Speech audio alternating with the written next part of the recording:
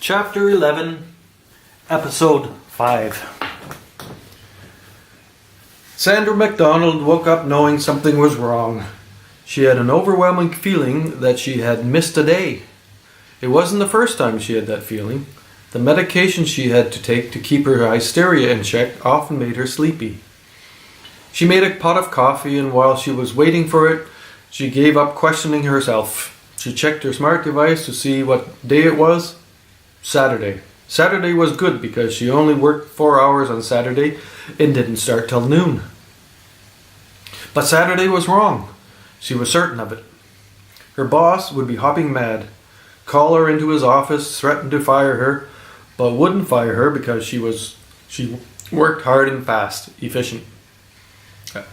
After 10 years sorting parcels, she could do it in her sleep.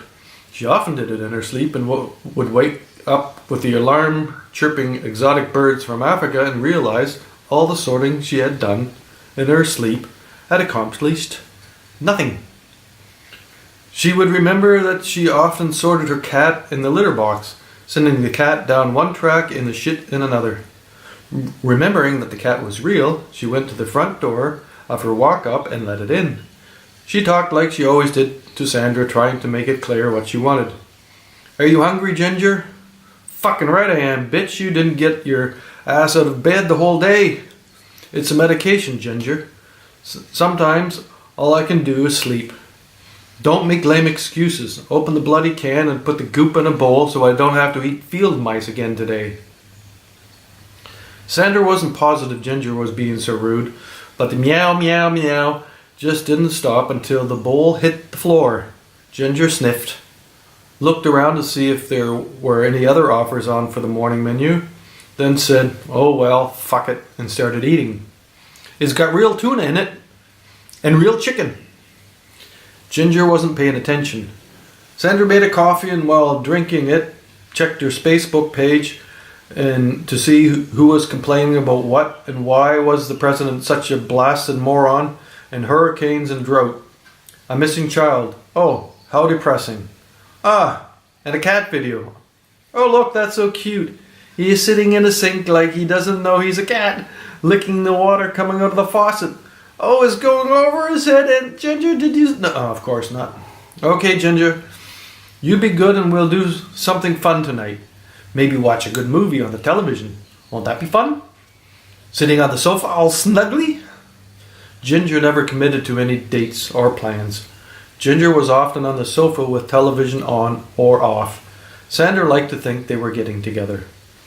When Sandra got to work, there were FBI agents wandering around the sorting room. Sandra watched them from the cafeteria area. Not really a cafeteria. There were vending machines with drinks and snacks. Enough tables and chairs for any one shift. There was a picnic table just outside the door. Smokers like to sit at the table for a short break. A cigarette, coffee, and usually a chat or a few messages on a smart device. Sandra brought her lunch most days and usually ate it in the cafeteria. She quite liked it. Sometimes she would read a book, but usually she talked to her friends. Some of the others liked to get something from outside. Trading money for a served lunch. Sandra had done it too. It was a little more exciting than eating something out of the same plastic container every day. Some co-workers were coming back from lunch when Sandra got to work. Sandra had her lunch at home. A coffee, 2 cookies, and 3 pills. She bought a small coffee from the staff price machine. It was very cheap. She decided to get a Danish. She didn't want the Danish when she held it in her hand, so she put it, still wrapped, in her big purse. It would be fun to have while watching a movie. "What's going on, Tara?" "I don't know. They are talking to everyone who worked yesterday, just asking if we noticed anything odd or different." "Then they won't want to talk to me." Sandra didn't like talking to the police type. The post office type was fine, or the odd time at the bank. The teller type. She loved buying cat food at the pet store. She knew the man by name. Mr. Peters. Call me close. He loved to talk about cat food. Policemen made her nervous, like strict grandparents. Her grandparents had a funny smell that houses got when everything was just right for 50 years. She liked them, police and grandparents. Nice to have both. Just talking to them, that never went well. It's you they're waiting for. They've talked to everyone else that worked yesterday. But I don't think I was here yesterday. I said the same thing. You wouldn't talk to anyone the whole day, kept running off to the bathroom. You left for lunch without saying anything. Really? I don't remember that. Yes, really. We talk every day. We work together. When you don't talk to me, I notice. I wasn't sure if you were mad at me or just on a depression. It was no secret that she was on medication to control her mood swings. Half the country was. She could still work. She was one of the best at her job. Not talking to her friend Tara was the big hole in the story. She would never ignore a friend, never be rude. Did anyone else notice I wasn't me? They let you be. I told them you were having a bad day and needed your space. I'm sorry, Tara. I don't remember a thing from yesterday. It's okay, Sandra. Everyone has a bad day. They usually remember something of them. Sandra smiled and finished her coffee, put the cup in the garbage and went out to the line with Tara and the other women to sort packages. It always took a few minutes to remember what to do. Sandra thought it to be the sorter's trance. Remember the moves, do them a few times, then the peaceful oblivion to all other events. She wasn't quite into super sorter personality when she knew the police were on their way to see her. Something bad had happened. So many FBI people. And any FBI people. A phone call would set off alarms if the FBI wanted to know about a package. Had the nuclear bomb gone through or was it still on its way? Her day was ruined. Sandra MacDonald? Yes? You have worked here for 10 years. Your boss told us you'll be running the place someday soon. Oh, yes? He said if anything was odd yesterday, you were the one to ask. Did you notice anything different yesterday? Any parcels that stood out? I didn't notice anything yesterday. The woman who had been standing beside the man asked the next question. Anything or anything unusual?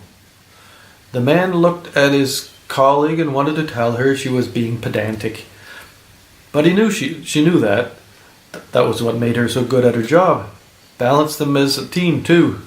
He decided to give her a look that said, pursue your line of questioning. She didn't look at him. She looked only at Sandra. Anything. Or nothing. I really can't remember yesterday at all. I'm sorry. What kind of drugs do you take? I have a prescription. We just need to know. You need to know what my prescription drugs are. Sandra was surprised that instead of being frightened by the policewoman, she was angry with her. It was no one's business that Sandra had a manageable problem with her emotional condition. She wasn't suicidal. No one in her family was, if you didn't count her other grandmother and then the uncle. And in a way there was the other uncle. Sandra could see she was going to be very depressed very soon. The anger helped, but it was a thin shield. It was useless. She dropped it. It won't help. It would help. It doesn't help. I got confused there. You are going to have to come with us, Miss MacDonald. Am I being arrested? No. We do need a sample of your blood quickly. Just a small one. Maybe you really weren't here yesterday. This needs to be investigated. We need your help finding who was you if you weren't you. Sandra smiled. The policewoman was being patronizing, but Sandra knew the people from the police were trained to be like that. The policewoman had tried to be funny to put Sandra at ease. It put a quick stop to Sandra's race down the hole of despair. I understand, I guess. Sandra didn't understand. Not what crime they were talking about. What she understood was that she was needed to solve the crime. She wasn't going to jail. She was almost certain. Who would suspect the FBI would be interested in Sandra as a suspect for anything? She was a member of the ladies' coffee and tea time at the church. They made crafts and sold them. All the proceeds went to charity. A home for battered wives or something like that. Sandra wasn't in charge of that part. If she thought There weren't enough biscuits for everyone. Sometimes happened when she didn't buy the biscuits. She wouldn't eat any. Sandra was led away by the FBI. She noticed Tara watching with her smart device pointed discreetly in Sandra's direction. She smiled and waved her fingers just a little. Tara almost dropped the smart device trying to conceal her surprise. Sandra was led straight to an ambulance. A short visit just to take a sample of blood. She was brave and didn't flinch. She didn't like needles, but was not going to be put down by them. Then she was taken in an unmarked police car, a black SUV.